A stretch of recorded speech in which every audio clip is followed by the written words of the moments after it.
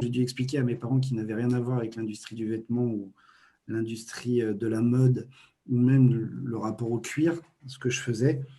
Je leur ai dit, bah, d'après ce que j'ai compris, je vais être un poubellier dans le luxe. Alors, ça peut faire sourire cette formule, mais ça veut dire quoi? Nous, on traite un déchet. Un tanneur de cuir, c'est quelqu'un qui va à un abattoir, qui, dans la plupart des cas, va utiliser une peau d'un animal qui a été tué pour la viande.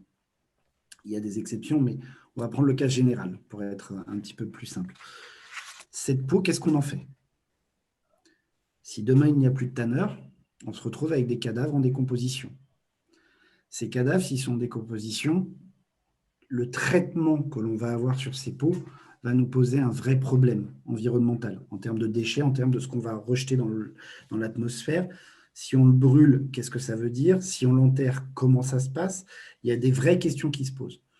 Et finalement, on revient un peu sur la question de depuis quand il y a des tanneurs, et on se rend compte, comme tu l'as dit en introduction, Natacha, qu'il y en a depuis qu'il y a homme. Parce que finalement, la première réflexe qu'on a eu, une fois qu'on avait mangé, c'est de se dire, il fait peut-être un peu froid là, on va peut-être essayer de s'habiller.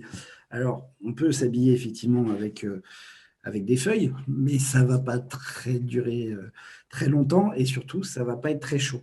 Or, il se trouve qu'autour de nous, on avait des animaux et un des premiers réflexes naturels de l'homme, ça a été de se dire, bah, tiens, peut-être qu'avec une peau, finalement, j'aurai chaud. Et finalement, le travail du cuir et l'industrie du cuir ou d'un tanneur, ça n'a pas tellement changé. C'est, sans dire de viser la lune, mais on essaye juste, à partir d'un déchet, de pouvoir optimiser cette peau et lui donner une beauté.